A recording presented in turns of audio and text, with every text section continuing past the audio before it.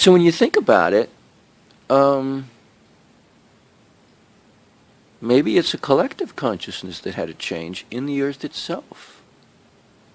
And maybe only now, or I should say only 2,000 years ago, did that change, when the blood of Christ got spilled onto the earth and planted the seed of love of God in the earth itself to cleanse the earth of love of violence, which is love of food. I mean, I couldn't get over that when I saw one of those movies that depicted the life of Joan of Arc. She went through hacking and dicing so many people that a bloodbath, literally. And it made it look like the battlefield was a butcher, the job location of a butcher who's preparing food for eating. It was impossible for me to see it any other way. And somebody would say, oh, that's gross, that's cannibalism. But to me, meat is meat. I mean, it's so lacking in personality that how can you tell by looking at a piece of cut flesh where it came from? To me, it's all the same. At least when you look at the flesh of a celery stalk, you can tell, oh, that's a celery stalk. You can identify it. When you look at meat, it all looks the same to me. It's all blood and it's all guts, and especially to take away the skin, because the skin will show the difference between a mammal versus a fish, But otherwise, it's all blood and guts, the interior. So to me, that was like love of food, exteriorized as a bloodbath of war. And crazy too, because they're not eating any of it. It's a total waste. A total waste of human life, because you've prohibited their ability to take one little baby step closer to enlightenment, even if it should take multiple lives, by killing them before their time. But also, it's a waste because you don't bother eating them. So I mean, it's like, what'd you kill them for? So it indicates on on two standards the waste of warfare. But it shows that we were still unstable. The earth was still unstable. In our personal consciousness, the earth was unstable. So how could you have androgynous life, which, according to the way Charlie described it, it's spiritual life, in which there's no longer a distinction within the individual as to how they specialize within the hormonal properties, because the endocrine glands, have to do with feelings. And if the genitalia, which are part of the endocrine system in its entirety, dictate how we love, that we should specialize at all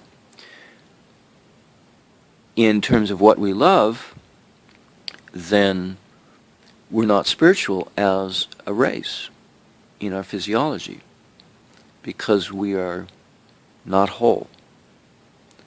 And we're always looking for that other half to complement ourselves.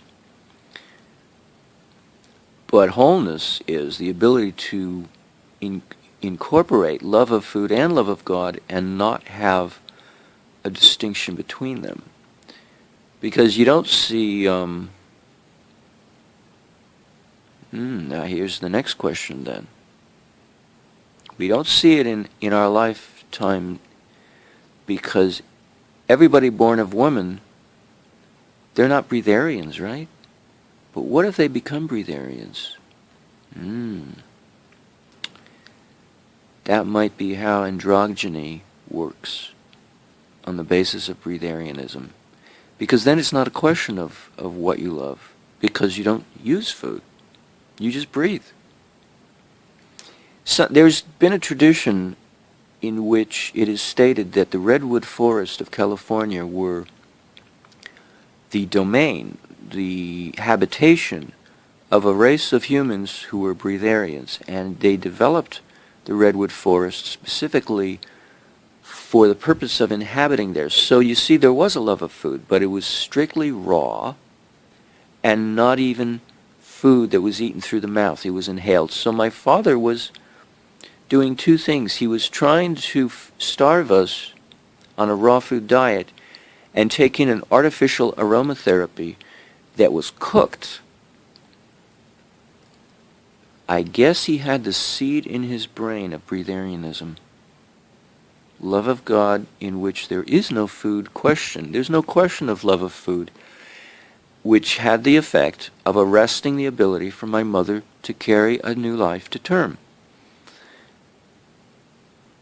I think that, that's cruelty in a sense to put a woman through that, to go through miscarriage at the beginning of her third trimester. That is senseless. It doesn't make any sense. And if she had smoked a pipe or smoked anything, she probably would have been able to carry all of her children to term and make up the difference. Apparently, the first 2 trimesters get by on breatharianism because that's what he was doing to her. He was turning her into a breatharian, somebody who loved God only and not food at all, such that her womb was shutting down. Her womb was shutting down. Her womanhood, if you prefer. And when I was born, she had no milk, no breast milk to speak of. In fact, she didn't have any. Or, how did it work? How did she say it? Oh, no, I can't remember. If she said she had only a little for my brother.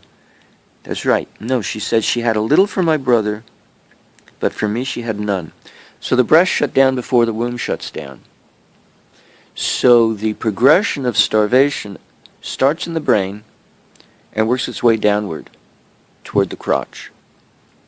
So it hadn't turned off his ability to produce active sperm yet, or her ability to produce fertilizable eggs. Not yet. It hadn't reached there yet. So they were able to conceive, but she was not able to bring to term. So they were progressively moving in that direction of becoming androgynous breatharians. This is the only way for me to look at this, is to look at it holistically. What are the implications, the consequences of a singular choice? Shall we live a life based on love of food versus living a life based on love of God? Generically, collectively, what impact does it have on the entire human race? And we see that in order to bring new life into the world, those androgynous individuals had to start loving food, and not so much love to get all their nourishment from breath alone. And that must be why it took them 1,000,000 years, because it took them 1,000,000 years to develop the ability to eat food and enjoy it, and not spit it out and gag. When you're not accustomed to doing something, that's what would happen. You'd spit it out and gag. You wouldn't swallow it. You'd mouth it. If you had a mouth, you'd develop a mouth first. You'd start to mouth it. Maybe they already had mouths. They just didn't use it for eating. They used it for speaking and breathing. But if they had a mouth, they would have had to put food in their mouth, start mouthing it. Maybe they had no teeth. See, that was the thing missing, was no teeth, possibly. But they had to put the food in their mouth, start gumming it, and see if they could swallow it. And they probably had a hard time. Even liquid. They probably had a hard time. Even liquid. Now, I don't know, wait a minute. If they had no teeth, they could have taken in water, that's right. They just would not have been able to take in anything else. So a breatharian does ingest something through the mouth, and they do have mouths. They take in water, and they take in air through their nostrils. But they cannot take in food because they have no teeth. That's it. Wasn't the whole point of teeth is show your fangs, show your animal nature, your hatred, your ability to kill or hate? Because with teeth you can literally eat anything. I mean, you don't have to restrict yourself to a vegan diet. It's just a question of what's your teeth structure. So we don't have canines well developed, but we have some. So it's really, in a sense, it doesn't matter anymore once you get teeth what you eat. But without teeth, you have no choice. All you can ingest is water.